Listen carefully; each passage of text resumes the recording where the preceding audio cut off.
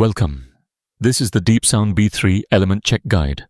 Select PA1 channel and click the Pulse menu. Change aperture size from 16 to 1.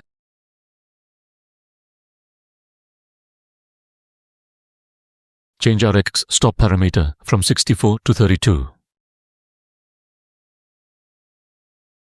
Perform the knife test by touching each element with a tool.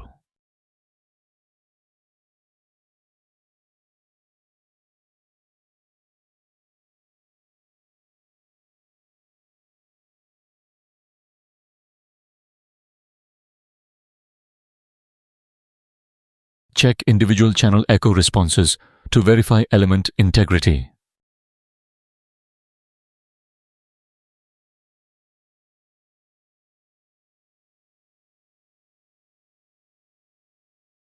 Complete the knife test and place the probe on the test block.